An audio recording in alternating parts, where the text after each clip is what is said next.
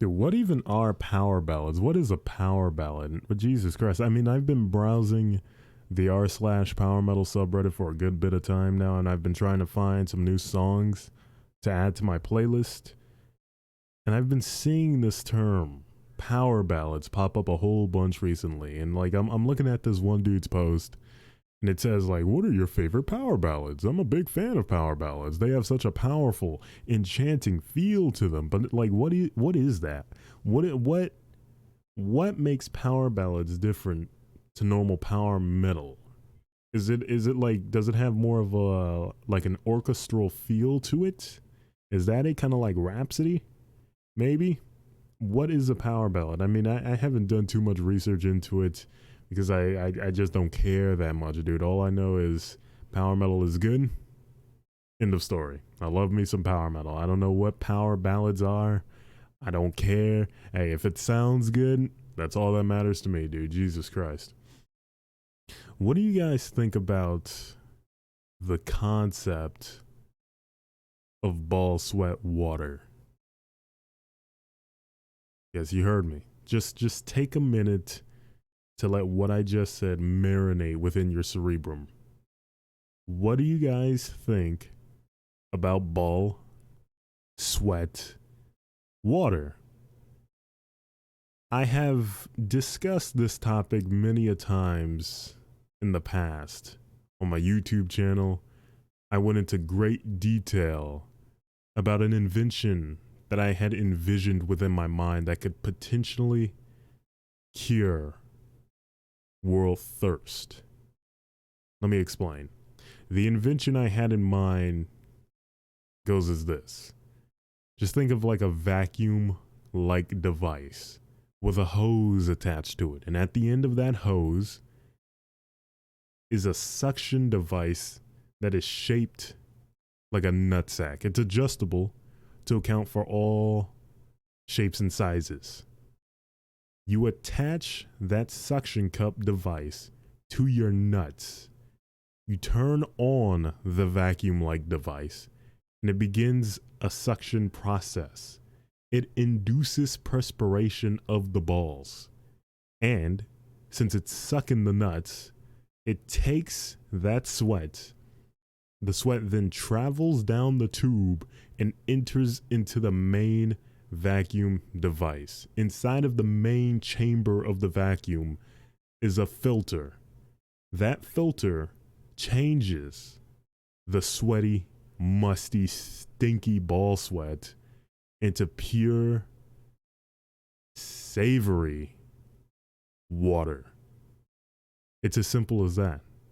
It's as simple as that, dude. Like what is there to not like? Is there something wrong with that invention? I have asked many people their opinions on that invention, and every single time they are in adamant agreement. I have not received such praises before, dude. It's actually insane. I've been trying to get NASA or Apple or Microsoft or Bose, whatever, dude. It doesn't matter. I've been trying to get somebody, anybody, to just look at this, to just hear me out, so that this invention, this thought, could become a reality. How are you going to look at this? How are you going to look at this life-saving device and give it the cold shoulder? How are you going to look at something that could potentially end world thirst in the blink of an eye and just say, no thanks, I'm good, I'm gonna have to pass, I actually prefer world thirst? What's wrong with you? What's your problem? Are you all right? Are you okay? Are you all there? I cannot believe such people exist. That's actual evil. Like, plain and simple, that is pure raw evil. To look at such a device, such a incredible device, and just say no. No. Now you might be asking, Isaac, I'm on board. I dig the idea. But why the balls? Why the nuts? Why the gonads in particular? Why not use the sweat that comes from your head or something, or like your back? Why the balls? You see, I did a lot of research. I did. I know it's hard to believe, but I did do my due diligence. And I saw that the nuts produce such a unique sweat. It can't be found anywhere else on the body. See, that's the one crazy thing about the genitals. They always produce substances that are nutritionally rich in some way. And ball sweat is no different. It contains incredible amounts of protein, incredible vitamins and minerals that you just won't find in any other body part that produces sweat. You just won't find it. That's why I chose the balls. That's why I chose the balls, dude. You think the nuts were my first option? Do you think I'm that sick? Do you think I'm that insane? Are you out of your mind? You thought the nuts were my first option? The nuts are the only option. All right? They're the only option that we have.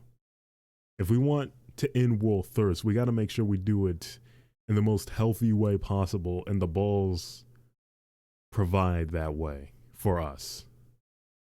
I don't understand, dude. I truly don't get it. We have the answer in the palm of our hands, and yet they still say no. I still can't get anyone to listen. What's up with that? Do you guys think if I went to a barbershop and asked them to shave my nuts, they would say yes? Now you might be saying, Isaac, what in God's name is wrong with you, man? What's your problem? What's up with you today? This is ungodly. But I'm serious. Listen, just hear me out. There are barbershops, right? There are beauty salons, hairstylists. But why aren't there barbershops and beauty salons for pubic hair? Why aren't there? Why is that not a thing? Why is that not widespread? Do you know how many people get traumatized when they shave their balls and they accidentally make like a little, they give themselves a little nick. They cut themselves. It traumatizes them enough to the point they never, ever, ever want to shave themselves again. So now they got to deal with a jungle down there, dude.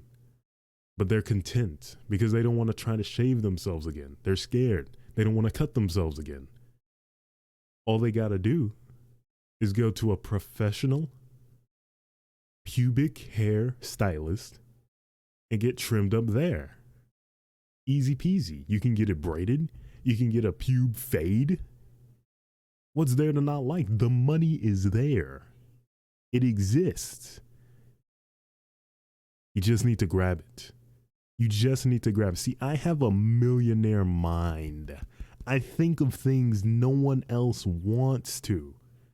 You need to think about these weird things like this. There is an untapped market for this type of stuff, dude. You need to let it be known.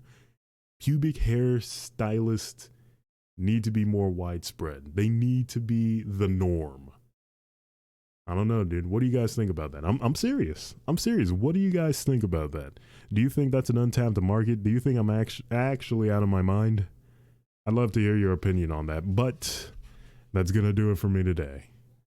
If you guys enjoyed today's episode, please be sure to follow this podcast if you have the ability to do so. And once this video is up on YouTube, please be sure to like and subscribe if you enjoyed. But before we close out, the song we're going to recommend on this day is In Vertigo by The Agonists. Yes, In Vertigo by The Agonist. Really good song. Really banger. Really good banger. Really good song. That's going to do it for me today, though. Thank you very much for listening, and if you want, send in a voice clip using the link provided in the description of this episode and any other episode of this podcast. It'll take you to Anchor's website where you can send in a voice clip.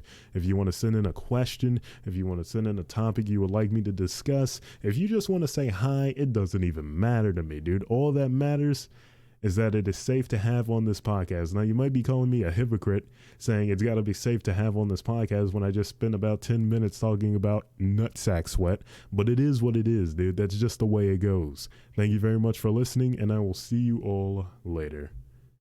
Goodbye.